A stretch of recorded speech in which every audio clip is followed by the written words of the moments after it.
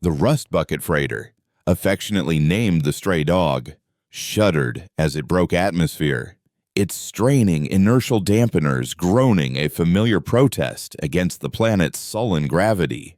Inside the cramped cockpit, Anya Sharma didn't flinch, her hands moving with lazy precision over the worn control panel, her knuckles scarred from a dozen bar fights and 100 hasty repairs. She was hauling 3 tons of unregistered Tabana gas for a slug-like crime lord on Xylos, a job that paid just enough to refuel, rearm, and forget her name for another cycle. The stars outside were a cold, indifferent smear, a perfect mirror for the hollowness she'd cultivated since the Concordance fleet had unceremoniously stripped her of her uniform and her purpose. They called it a court-martial for reckless endangerment and gross insubordination.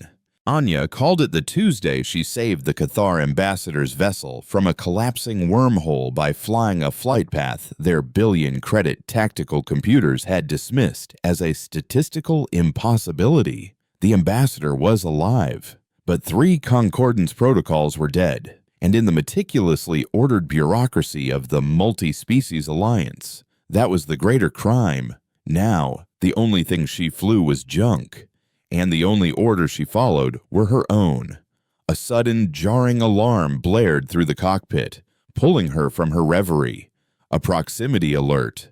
Red lights flashed across her face, illuminating the cynical twist of her lips. Out here, in the lawless outer veil, that meant one of 2 things: pirates or a particularly stupid asteroid. A sleek, blade-like ship materialized from a shimmer of cloaked space directly in her path, its design unmistakable. It was Concordance, elite Pathfinder class. Her stomach tightened into a cold knot. They never came out this far. A channel opened, unsolicited, and a holographic image shimmered into existence beside her control panel. The being was Lorian, a tall, crystalline entity whose body refracted the cockpit's light into 1,000 tiny rainbows. Its features were static, but its voice, a series of harmonic chimes translated into perfect, sterile Terran English by her ship's computer, was laced with an emotion Anya recognized all too well. Reluctant desperation. Anya Sharma, I am Kalen, lead researcher of the Anomaly Containment Division. We require your assistance. Anya leaned back, feigning a casualness she didn't feel, and took a long sip of her synth coffee. Last I checked, the Concordance required me to be several star systems away from any of its assets. I have the discharge papers to prove it. Now, if you'll excuse me, I have a delivery to make. She made to cut the channel, but Kalen's voice stopped her. This is not a request from the fleet. It is a plea from the Concordance itself. A phenomenon we have designated the Silence is spreading from the galactic core. It is an erasure. It begins with data, wiping archives and navigation charts. Then it moves to memory. Entire populations lose their history, their art, their soi, their sense of self. Finally, consciousness itself fades, leaving behind silent worlds populated by breathing, mindless shells. We have sent 42 ships to investigate. None have returned. Our logical models, our predictive algorithms, our most advanced technologies, they are all powerless against it. Kalen paused, the chimes of his voice lowering in pitch. The silence is not an enemy that can be fought. It is an absence that consumes, and it is spreading. Anya felt a chill that had nothing to do with the stray dog's faulty life support. She'd heard whispers on the fringe, ghost stories of ships found adrift with their crews staring blankly at the walls, of colonies that just stopped communicating. "What's that got to do with me?" she asked, her voice harder than she intended. "We have one hope," Kalen continued, ignoring her tone. "An artifact recovered decades ago, adrift in the Oort cloud, a vessel of unknown origin. We call it the Nomad. The secret concordance station was a marvel of sterile efficiency, hidden inside a hollowed-out asteroid in a system that didn't appear on any chart. As Anya walked beside Kaylin down a silent, white corridor, she felt the oppressive weight of perfect order, the very thing she had chafed against her entire career. Beings of a dozen different species moved past them, their movements economical, their expressions, if they had them, unreadable. They all looked at her the same way with a mixture of suspicion and contempt. The human wild card, the emotional, unpredictable variable they were now forced to rely on. They entered a cavernous docking bay, and Anya stopped dead. The Nomad was unlike any ship she had ever seen. It wasn't built. It looked like it had been grown. There were no clean lines or visible plating, just a seamless, obsidian hull that seemed to drink the light, its surface scarred with patterns that resembled fossilized lightning. It was ancient, alien, and radiated a profound and unsettling silence, a palpable void in the bustling station. "We have been studying it for 67 standard years," Kalen chimed, his crystalline form gesturing towards the vessel. "Its material composition is unknown, its power source undetectable. It is, for all intents and purposes, dead. We have tried everything. Every species has sent its finest pilots. We've attempted to bypass its systems, to hack its core, to force an interface. Nothing." They stopped at an observation window overlooking the ship. A team of scientists, including several Lorians, monitored a bank of screens displaying nothing but flat lines. "So, why me?" Anya asked, unable to tear her gaze from the silent behemoth. "Because our failures have allowed us to eliminate possibilities," Kalen explained. "The ship does not respond to logic, to protocol, or to force. Our deepest quantum analyses and psychological modeling have suggested a different key. The ship requires a pilot with a very specific and very human cognitive profile, one characterized by a high tolerance for ambiguity. It's an instinct-driven, non-linear approach to problem solving, and a demonstrated capacity for what our strategists term creative disobedience. A pilot who doesn't just break the rules, but intuitively understands when the rules themselves are the problem." The Lorian turned his impassive, crystalline face towards her. "Your service record, Commander Sharma, is a perfect match. Your recklessness is, it appears, our last hope." Anya let out a short, bitter laugh. The very qualities that had ended her career were now the only things that might save the galaxy. The universe had a sick sense of humor. Skepticism warred with a flicker of long-dormant curiosity. What would it feel like to touch something so ancient, so utterly alien, with nothing left to lose but a cargo of contraband gas? She gave a curt nod. "All right, I'll try. But if I scratch the paint, the repair bill's on you." The airlock to the Nomad hissed open into darkness. Kalen and his team stayed behind in the observation room, their voices a distant murmur in her comms unit as they prepared to monitor her vital signs. The ship's interior was even stranger than its hull. The corridor wasn't a corridor at all, but an organic-feeling tunnel that seemed to gently pulse with a faint, internal light. It led her to a central chamber, the ship's heart. There was no pilot seat, no control yoke, no flashing screens. In the center of the room stood a single, waist-high pillar of the same dark, shifting material as the hull. Its top was a smooth, concave surface that seemed to invite a touch. This was the interface. "We believe it operates on a psionic level, a direct neural link." Kalen's voice echoed in her ear. Previous subjects have reported disorientation, extreme cognitive dissonance. Be prepared to disengage if the feedback becomes overwhelming. Anya took a deep breath.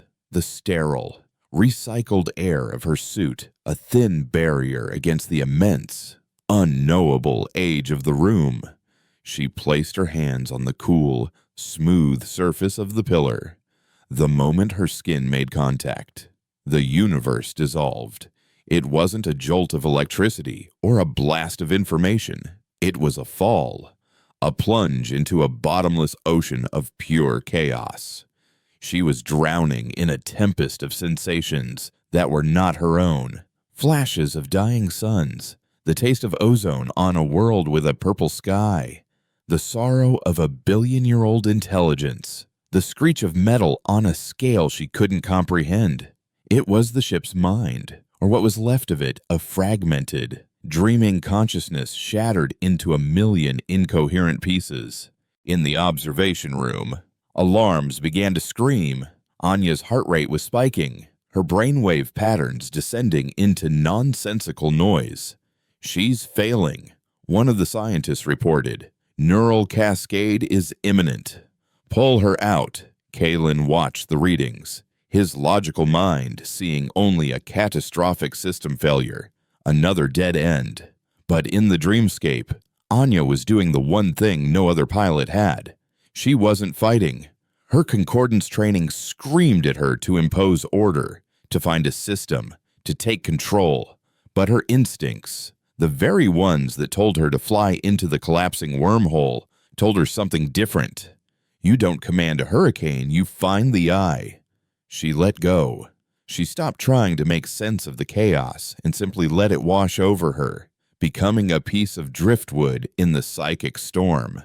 She didn't try to control the dream. She listened to it, and beneath the roar of dying galaxies and alien memories, she felt it. A single, pure, and unbelievably faint note. It was a feeling, not a thought. A feeling of profound, soul-crushing loneliness.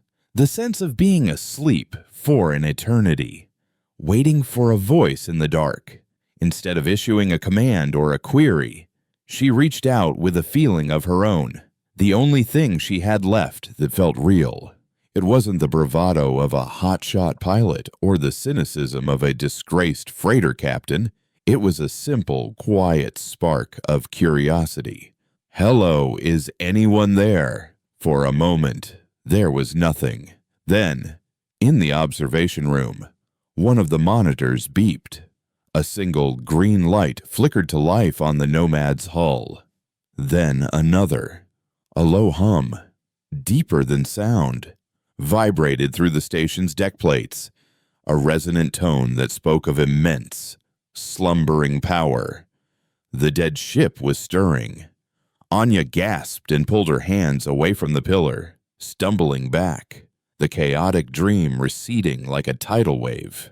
She was panting, her body slick with sweat, but a wild, fierce grin spread across her face. She had touched the ghost. Kalen and his team stared at their monitors in stunned silence. The energy readings, once flat, were now showing faint, rhythmic pulses.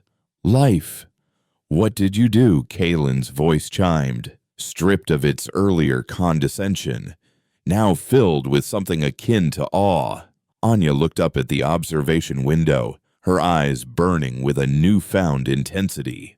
"I knocked," she said, "and I think something's about to answer." The great bay doors of the station began to retract with a low groan, revealing the cold, waiting expanse of space. A silent invitation into the encroaching dark where the silence reigned. Her journey, and the galaxy's last, improbable gamble, had just begun. The hum deepened into a chord, a resonant frequency that vibrated not in Anya's ears but directly in the bones of her skull, shaking loose memories of starlight and solitude. Outside the observation window, the obsidian hull of the Nomad began to shift. The fossilized lightning patterns pulsed with a soft, internal luminescence, tracing intricate, flowing pathways across the ship's skin like a celestial nervous system awakening from a billion-year slumber. Inside the central chamber, The transformation was even more profound. The pillar that had been her point of contact dissolved, its particles receding into the floor like smoke in reverse. The walls of the chamber became fluid, melting away not into nothingness, but into a perfect 360-degree star chart. It was no mere projection. She could feel the gravity wells of distant suns, the whisper of nebulae, the cold, hard vacuum between worlds. She stood on a non-existent platform in the heart of a miniature galaxy that was utterly, terrifyingly real. This was the cockpit. "Commander Sharma, report your status." Kaylin's voice crackled in her comm, the sound tinny and distant, an artifact from a world of buttons and screens that suddenly seemed primitive. Anya had to fight for her own voice, her mind struggling to process the sheer volume of sensory input. She wasn't just seeing the stars, she was feeling their tide, their ancient, silent song. Status is complicated, bae. She managed to breathe. The ship, it's a map. It's the whole damn universe in a bottle. A new feeling bloomed in her mind, a gentle nudge from the ship's nascent consciousness. It was a feeling of direction, of purpose, an arrow made of pure intent, pointing toward the open bay doors. The Nomad wanted to fly. Anya reached out, not with her hands, but with her will, focusing on the sensation of forward momentum. The ship lurched, a clumsy, jarring movement that sent a wave of vertigo through her. The stars in the chamber tilted violently. On the station, the Nomad scraped against the docking clamps with a screech of tortured metal. "Careful!" Commander Kaylin's voice was sharp with alarm. "You are not flying a freighter." Its response is instantaneous. Anya gritted her teeth, ignoring him. The ship wasn't responding to her commands. It was responding to her chaotic thoughts. She needed to be still, to find the quiet center she had found during the first contact. She closed her eyes, shutting out the swirling starscape, and focused on a single, simple image: her old freighter, the stray dog, gliding smoothly from its mooring. She imagined the subtle push of the thrusters, the gentle disengagement, the clean drift into the void. She didn't think the command, she felt the memory of the action. The jarring vibration ceased. The Nomad detached from the last of its clamps with the silence of a falling feather and drifted towards its balance into the black. As it cleared the asteroid station, the ship's intelligence sent her a new sensation, a wave of something akin to exhilaration, the joy of a body stretching its limbs after an impossibly long sleep. Anya opened her eyes and laughed, a raw, unburdened sound she hadn't made in years. The galaxy wheeled around her, a toy box waiting to be opened. As the station dwindled behind them to a speck of well-ordered light, Kaylin's holographic form appeared in the chamber, the image wavering slightly in the ship's strange energy field. "Incredible. Commander, your neural synchronization is already at 93%. Unprecedented." His chimes held no room for praise, only the statement of a remarkable fact. "Now, to the mission. Our long-range sensors, what's left of them, have pinpointed the next likely target of the Silence, a terraforming colony on the planet Tenebris 9 in the Kepler's Remorse system. 3 days ago, they sent their final scheduled report. It was normal. Agricultural yields, atmospheric processing data. Then, 2 days ago, all communication ceased. A probe sent to investigate broadcasted a single image before it too went silent. The starscape around Anya shifted. A section of the void magnified, and a grainy image swam into view. It showed a small, tidy settlement of white biodomes under a pale, alien sun. Figures in colony jumpsuits were visible, some tending to hydroponic gardens, others walking along the settlement's main thoroughfare. They were all frozen mid-stride, their faces placid and utterly blank, staring at nothing. The image had the sterile, horrifying stillness of a forgotten dollhouse. "They're alive," Kalen stated, his voice flat. The probe detected stable biosigns across the colony. They are breathing. Their hearts are beating.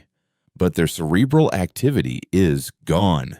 There is no thought, no consciousness, just empty vessels. This is the final stage of the silence. We need you to go there to see if the Nomad can perceive what our instruments cannot. Find a cause, a source, a weakness. Find anything.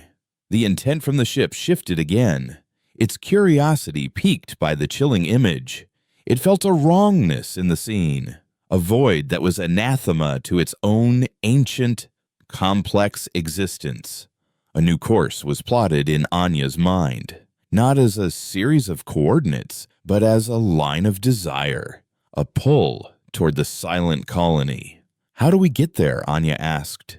"This thing doesn't feel like it has a jump drive. We do not know its method of faster-than-light travel." Kalen admitted, "The ship's consciousness may guide you. You must trust its instincts as well as your own." Trust. It was a currency she was short on, but as she focused on the destination, the ship responded. The miniature galaxy around her began to spin, the stars blurring into lines of light. A strange, resonant vibration built within the hull, and Anya felt a sensation not of movement, but of reality itself thinning around them. The void outside the ship twisted, space folding in on itself like a piece of cosmic origami. There was a moment of dizzying non-existence, and then the starfield snapped back into a new, unfamiliar configuration. They had traveled hundreds of light years in a heartbeat. The journey was not measured in hours, but in these silent, instantaneous folds of space-time. During the intervals, Anya explored her connection with the ship. She learned that its fragmented mind was a library of alien senses. She could feel the faint trail of a comet that had passed this way 1,000,000 years ago, a lingering scent on the solar winds. She could perceive the intricate dance of dark matter holding a distant galaxy together. She also felt the ship's own ancient history, a history of sorrow and flight. It was a refugee, a survivor, the last of its kind, fleeing from a cataclysm so vast it had unwritten the laws of physics. It wasn't a warship, it was an ark, carrying the ghost of a civilization within its silent heart. As they neared the Kepler's remorse system, a new sensation rippled through the ship, a feeling of static and confusion, like a radio tuned between stations. The stars ahead seemed to shimmer and distort. "Kalen, I'm seeing nothing. It's like a hole in space." That is a localized effect of the silence. Kalen's voice confirmed, a new layer of urgency in his harmonic tones, a region of informational decay. Our probes were lost in these zones. Their navigational systems failed as the very concept of direction and distance was erased from their programming. You must navigate by instinct alone. The Nomad slowed, its earlier exhilaration replaced by a deep, instinctual caution. The space before them was a navigational nightmare, a fog of corrupted reality where sensors were useless. The ship's consciousness offered her a stream of conflicting data, a tapestry of sensory ghosts and false echoes. It was lost. But Anya wasn't. Here, in the heart of chaos, she was home. This was the collapsing wormhole all over again, the impossible problem with no logical solution. She closed her eyes again, pushing aside the ship's confused senses and her own fear. She didn't look for a path through the distortion. She listened for the rhythm of the chaos, the ebb and flow of the informational void. It wasn't a uniform wall of nothing. It had currents, eddies, quiet pools. She let her instincts guide her, a feather on a turbulent river. She nudged the ship left, then right. A spiraling Shunnis drunken path that would have made a Concordance navigator tear out their optical sensors. She was flying blind, guided only by a gut feeling, a gambler's hunch. For minutes that stretched into an eternity, they moved through the shimmering decay. Then, just as suddenly as it had begun, they were through. Before them hung the planet Tenebris 9, a placid swirl of ochre clouds and pale blue seas. The ship sent a wave of gratitude and relief through her, a silent acknowledgement of her unique skill. It was a partnership, a fusion of ancient, alien power and reckless human intuition. They descended through the thin atmosphere, the ship moving with a ghostly silence. Below them, the colony of Tenebris 9 came into view, just as it had been in the probe's final, haunting image. The white biodomes gleamed in the afternoon sun. The solar panels were angled perfectly. The automated harvesters in the fields were neatly parked. It was a picture of perfect, mundane order, but there was no movement, no signs of life. The silence was a physical presence, a heavy blanket smothering the world. The ship's senses reached out, scanning the settlement, and what it sent back to Anya's mind was a chilling, absolute confirmation of Kalen's report. It could feel the warmth of living bodies, the slow, rhythmic beat of 1,000 hearts. But where there should have been the psychic shimmer of consciousness, the vibrant hum of thoughts and emotions, there was only a perfect, seamless, and profound emptiness. The lights were on, but nobody was home.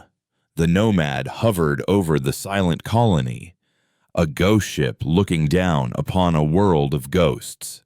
And Anya felt a cold dread solidify in her stomach. The silence wasn't just killing people, it was stealing their souls.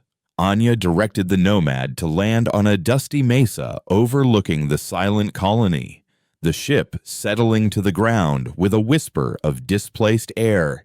The transition from the living, star-filled cockpit to the mundane reality of a planetary surface was jarring. Inside the ship, she was one with a cosmic intelligence. Outside, she was just a woman in a suit, breathing recycled air and facing an inexplicable horror. The ship's consciousness pulsed with a low thrum of unease, its alien senses recoiling from the utter psychic vacancy of the world below.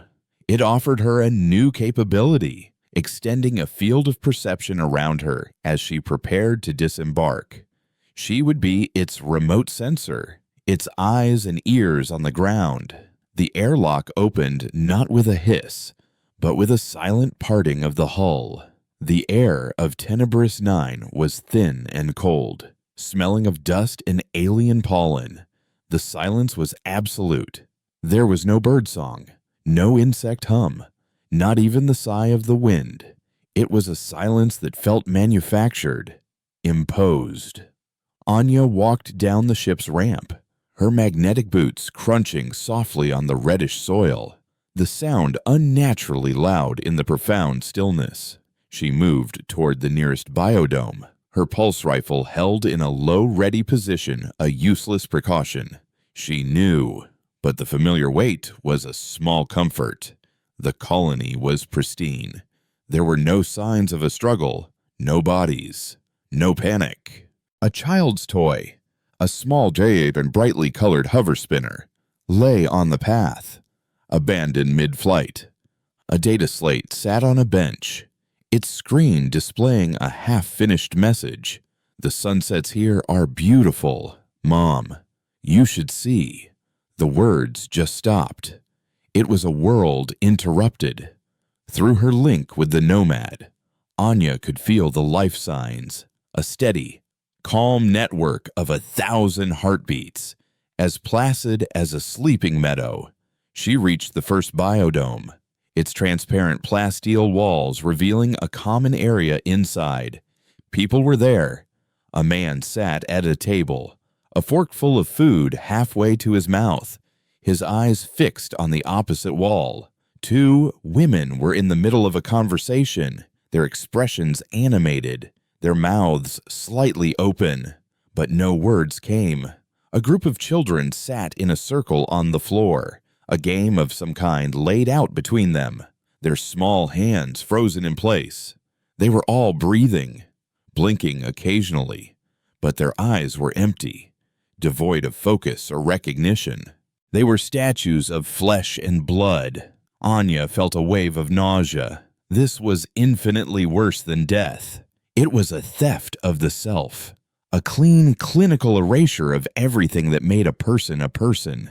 The ship's consciousness echoed her revulsion, sending a tremor of something akin to cold fury through their bond. This silence was an obscenity, a violation of the very nature of existence. She walked through the silent streets, alone, living soul in a museum of the recently departed. Every home, every workshop, every hydroponic farm was the same a perfectly preserved moment of life, frozen at the instant the silence had fallen. There was no pattern, no epicenter. It had happened to everyone, everywhere, all at once. Her mind raced, searching for a clue, any anomaly in this landscape of perfect emptiness. Kaylin's voice, a ghost from a distant, logical world, crackled in her calm. "Commander, are you seeing anything? Any energy readings? Any residual phenomena?" "Nothing," Anya reported, her voice low and tight. It's like the universe just hit the pause button on their souls. It's clean. Too clean. As she passed the colony's central communications tower, a flicker of movement caught her eye. It was small, almost imperceptible. On the side of the tower, a single maintenance panel was slightly ajar, swinging gently in a breeze she couldn't feel.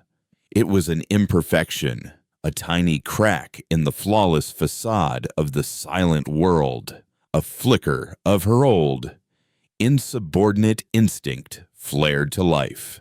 Protocol would be to report it, to wait for analysis. Anya started climbing the tower's external ladder. The panel was 10 meters up, a simple metallic plate covering a junction box. When she reached it, she saw why it was open. The locking bolts had been sheared off from the inside. She pried it open and peered into the darkness within. A faint, violet light pulsed rhythmically from deep inside the conduit. It wasn't the clean, white light of concordance technology. This was something else, something alien. Through the ship's extended senses, she could feel a resonance from the light, a faint, repeating signal that was almost entirely masked by the overwhelming psychic void of the colony. It was a whisper in a hurricane of silence. The ship focused its perception, amplifying the faint signal, feeding it directly into Anya's mind. It wasn't a sound or an image. It was a string of pure mathematical concepts, prime numbers, the value of pi, the golden ratio. It was a language of universal constants, a deliberate and intelligent signal, a beacon. "Allure Kaylin. I've found something," she said, her voice barely a whisper. A device of some kind, planted inside the comms tower. It's broadcasting a signal, but it's mathematical, pure logic. In the star-filled chamber of the Nomad, Kaylin's holographic image stood beside a projection of the tower. His crystalline form seemed to vibrate with intensity. Pure logic. Commander. That is the language of the Concordance's highest-level AIs. But no Concordance asset has been to this system. It cannot be ours. The ship's consciousness offered a different perspective. It recognized the structure of the signal, not the content. It was a key, very specific kind of key, designed to interface with a system that operated on principles of pure, unadulterated logic.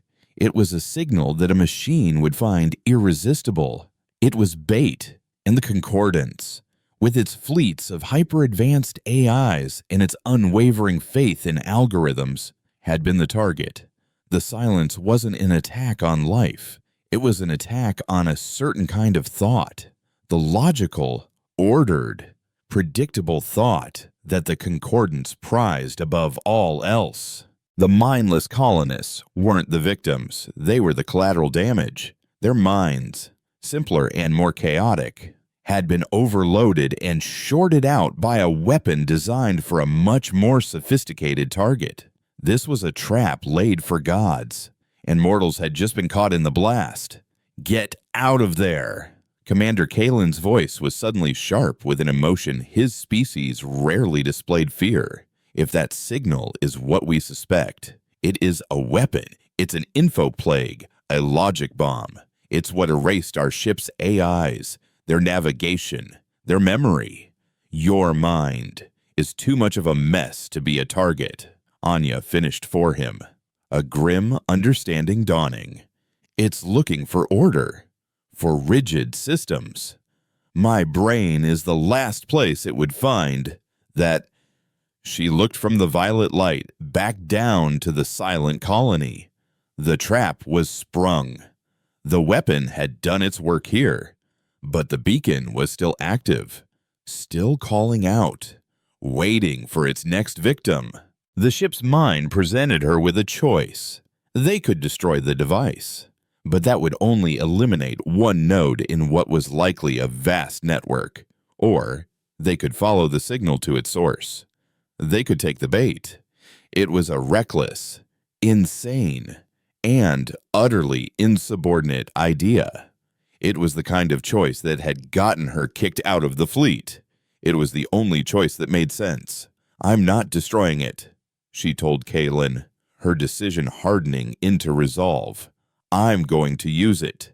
The Nomad can track this signal. We're going to find out who's ringing the dinner bell. Commander, that is an unacceptable risk, Kalen protested. You are our only asset. Your intuition is valuable, but this calls for logical analysis, for caution. Your logic is what they're hunting. Kalen, Anya shot back, her voice ringing with newfound authority. Your caution is what got 42 of your ships erased. It's time for a little creative disobedience. She didn't wait for a reply. She closed the panel and began to climb down the tower. As her boots hit the ground, she felt a shift in her bond with the Nomad. The ship's consciousness was flooding her with a feeling of pure, unadulterated approval. It had been built, she now understood, for this very moment. It wasn't just a ship that needed a reckless pilot. It was a weapon that required an unpredictable mind to wield it. As she walked back towards the silent, waiting vessel, the empty eyes of the colonists seemed to follow her, their placid faces a constant, chilling reminder of the stakes. She was their ghost, their avenging angel, their last, illogical hope. The Nomad's ramp was waiting. Anya stepped aboard, leaving the silent world behind, and the hull sealed seamlessly behind her. In the star-filled cockpit, a new line of light appeared, a shimmering thread of violet energy leading from their current position into the deep, unknown black. It was the trail of the breadcrumbs, the path into the heart of the silence. With a thought, she commanded the ship to follow. Reality folded, and Tenebrous 9 vanished. Its silent tragedy now a single point of data in the ship's ancient memory. They were hunting now, and for the first time since she'd been stripped of her uniform, Anya Sharma felt a flicker of the one thing she thought she had lost forever: purpose. The violet thread unspooled before them in the star chamber, a shimmering, ethereal path leading deeper into the uncharted territories of the galactic fringe. Following the signal was a disorienting experience. It didn't adhere to the normal pathways of space-time. The Nomad didn't jump or warp. It seemed to slide between the cracks of reality. navigating a dimension of pure information where the beacon was a lighthouse in a sea of conceptual fog. With each transition, the ship's consciousness grew more focused, its fragmented mind coalescing around the hunt. It fed Anya a constant stream of impressions, teaching her to see the universe as it did, not as a collection of matter and energy, but as a vast, interconnected web of patterns and intentions. She learned to feel the subtle wrongness of the silence's wake, the lingering stain of erased information, the psychic vacuum where life and logic used to be. The bond between them deepened beyond a simple interface. Her thoughts were its thoughts. Its ancient, alien senses were hers. She was the ship's will, and it was her body.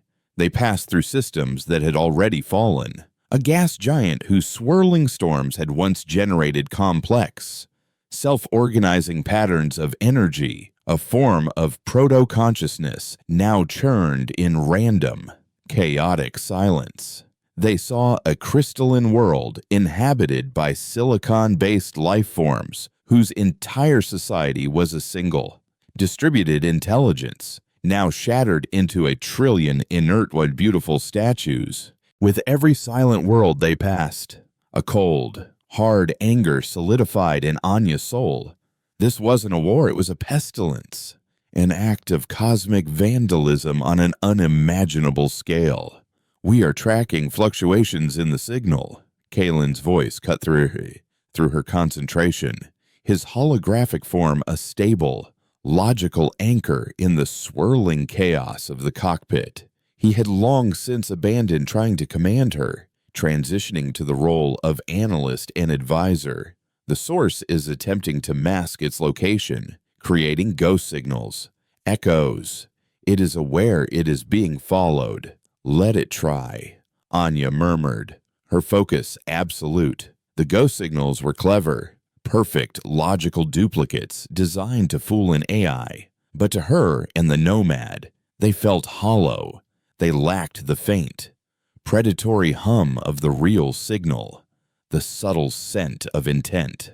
Her intuition cut through the deception like a knife, keeping them on the true path. "There is something else," Kalen continued, his chimes taking on a graver tone. "The Concordance has noticed our progress. Your unauthorized mission into the Veil has triggered alarms at the highest levels of Fleet Command. They do not know about the silence, but they know a disgraced commander has stolen a priceless, unknown artifact. They have dispatched a task force to intercept you. A fleet killer. Admiral Valerius is in command." A jolt of ice went through Anya's veins. Admiral Valerius. He was a legend in the fleet. A by-the-book tactical genius who saw the universe as a grand, logical equation to be solved. He was also the man who had presided over her court-martial, his face an impassive mask as he read the verdict that had shattered her life. The irony was so thick she could taste it. "How long do I have?" she asked, her voice dangerously quiet. "Based on their last known position and maximum jump capability, they will intercept you at your likely destination in less than one cycle." "Commander, you cannot fight a Concordance task force. Valerius will not listen to reason. He will see only a traitor and a thief." "Then we better get there first," Anya said, her jaw tight. She pushed the Nomad harder, urging it to follow the violet thread with a new, desperate urgency. The final fold was jarring. They emerged into a system unlike any she had ever seen. At its heart was not a star, but a singularity, a perfect sphere of absolute blackness that warped the light of distant galaxies around it. Orbiting this black hole was a single, colossal object, a Dyson sphere, but not one of bright and sun-facing panels. This sphere was cobbled together from the wreckage of thousands upon thousands of starships, hulls of every known and unknown design, sleek Concordance cruisers, brutalist Cathar dreadnoughts, Organic Xenthian bioships were welded and fused together into a jagged, metallic shell the size of a planet. It was a graveyard piece, a monument to 1,000 fallen fleets. And from a fissure in its patchwork surface, the violet beacon pulsed, a malevolent purple heartbeat in the deepest dark. My God, Kalen's voice was a barely audible chime. Those are the missing ships. The 42 we sent. They are all there. Part of the structure. The nomad shuddered, not with fear, but with a deep, resonant fury. It recognized some of the wreckage. These were not just ships. They were its distant cousins, other explorers, other survivors from other ancient cycles of the galaxy. All of them lured here, broken and absorbed. It's a predator, Anya whispered, the final piece of the puzzle clicking into place. It's a spider, and the beacon is the lure in its web. The ship's senses reached out, probing the grotesque sphere. It was not inert. Deep within the tangled mess of dead technology, a single, vast intelligence was stirring. It was old, patient, and utterly alien. It was not a biological mind, nor was it a traditional AI. It was something else, a new form of life that had evolved in the space between. A mimetic, informational parasite. It didn't consume matter, it consumed minds. It fed on order, on logic, on the complex, structured thought of advanced civilizations and their AIs, growing stronger with each ship it absorbed. The colonists on Tenebrous 9 hadn't been food. They had been the equivalent of a faint scent on the wind, their simple consciousness burning out like moths in a flame as the true meal, the Concordance AIs, was being prepared. Just as this chilling realization dawned, a new sensation flooded Anya's mind, sharp and immediate. The Concordance fleet had arrived. A cascade of shimmering reality tears opened at the edge of the system. First came the sleek Pathfinder-class scouts, followed by a dozen heavy cruisers, their weapon ports already glowing, and at their center, a ship that dwarfed the others, a behemoth of white and gold plating, the CFS Indomitable, Admiral Valerius's flagship. A channel opened instantly, Valerius's face appearing before her. Not as a hologram, but as a direct, invasive presence projected into the nomad's chamber. He looked older, his face etched with lines of command, his cold, gray eyes exactly as she remembered them. Commander Sharma. His voice was a low, controlled thunder. You are in violation of 17 articles of the Concordance Fleet Code. You will power down the alien vessel and prepare to be boarded. This is your only warning. Admiral, Anya began, her mind racing. You don't understand what this place is. You are in danger. Your ships. I am aware of the derelict structure. Commander, Valerius cut her off. My tactical AI has already analyzed it and deemed it inert. My only concern here is you. Do not make the mistake of thinking this thing you are piloting is a match for the pride of the Concordance. Anya felt a surge of desperate frustration. He couldn't see it. His mind, and the mind of his powerful AI, was so steeped in logic and order that they were blind to the true nature of the enemy. They were the perfect prey, walking willingly into the abattoir. Admiral, you have to listen to me. That sphere is the weapon. It's what's causing the silence. It feeds on logic. Your AI is its primary target, a flicker of something annoyance. Pity crossed Valerius's face. The emotional hysterics that ended your career are still in evidence. I see. Your time is up, Commander. He raised his hand to give the order, but he was too late. The violet light from the Dyson sphere pulsed once, brightly, and across the comm. Valerius's tactical AI, the pride of the fleet, spoke for the first time.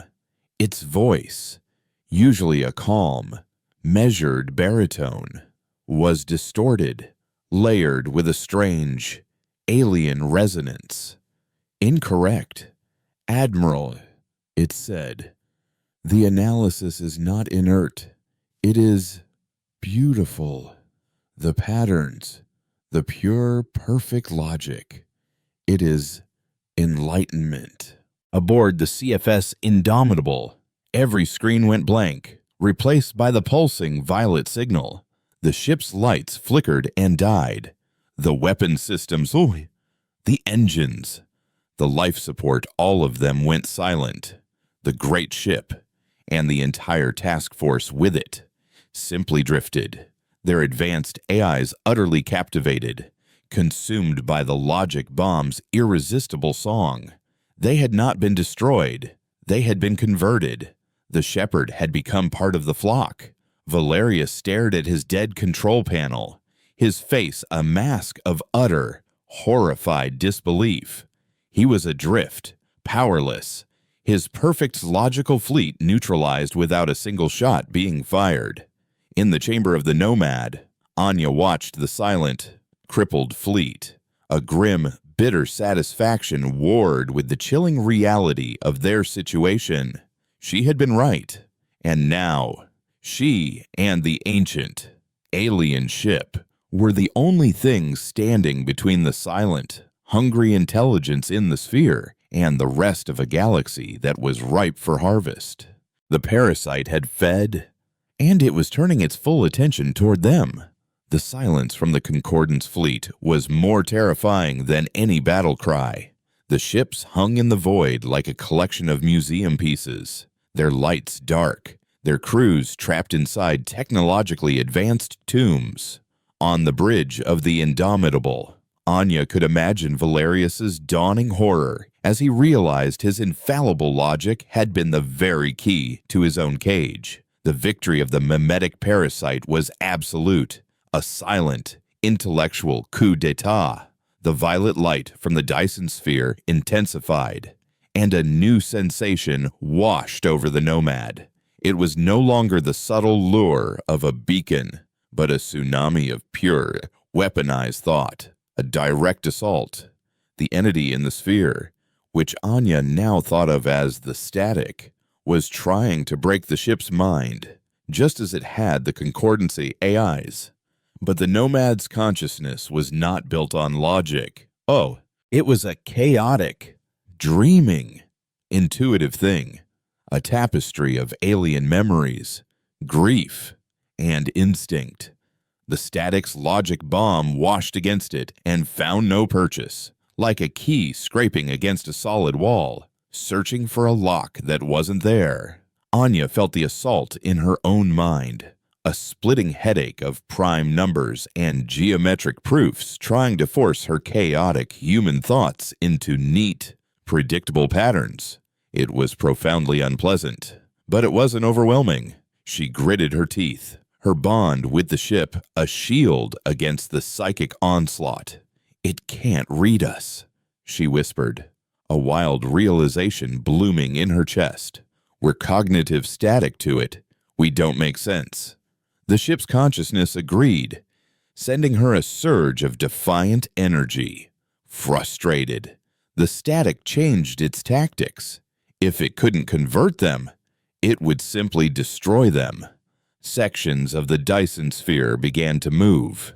Thousands of assimilated ships, their systems now under the static's direct control, detached from the main body. The graveyard was reanimating. An armada of ghost ships, from tiny Concordance fighters to massive Cathar dreadnoughts, turned their dead eyes and glowing weapon ports toward the lone, organic vessel. They moved with a chilling, unnatural unison, a puppet army dancing on the strings of a single, vast intelligence. Kaelin, Anya's voice was steady, the familiar thrill of an impossible fight sharpening her senses. "If you have any last-minute tactical suggestions, now would be the time. My logic is compromised in this environment." "Commander," the Lorian's voice chimed, a faint hint of static in his harmonics. The only variable it cannot account for is you.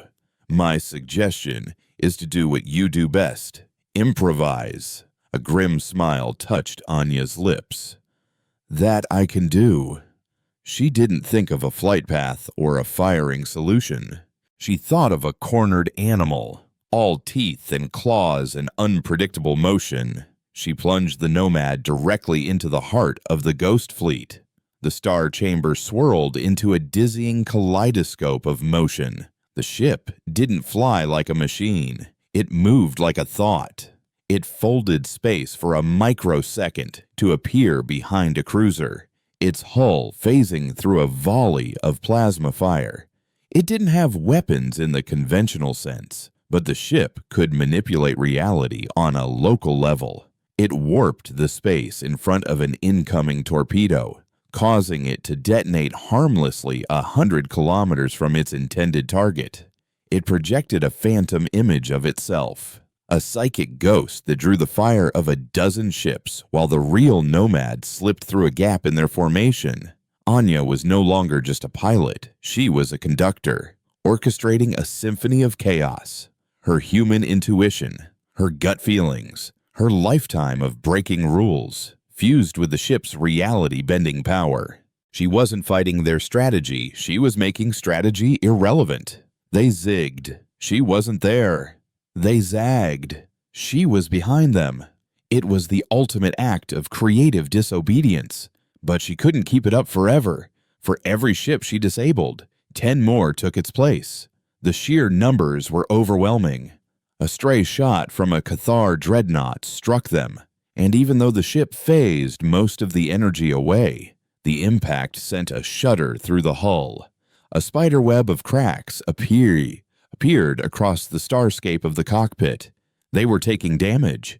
They couldn't win a war of attrition. They needed to kill the spider in its web. "The sphere," Anya said, her focus narrowing. "We have to get inside. Find the core intelligence." The Nomad pulsed its agreement.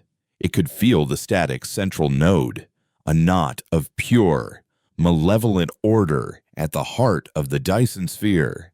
But the Ghost Fleet was a physical barrier, a wall of steel and death. As they dodged another volley, Anya's eyes fell upon the silent, drifting form of the CFS Indomitable. And in that moment, a desperate, insane, and beautifully reckless idea was born. An idea so illogical, so profoundly insubordinate, that not even the static could have predicted it.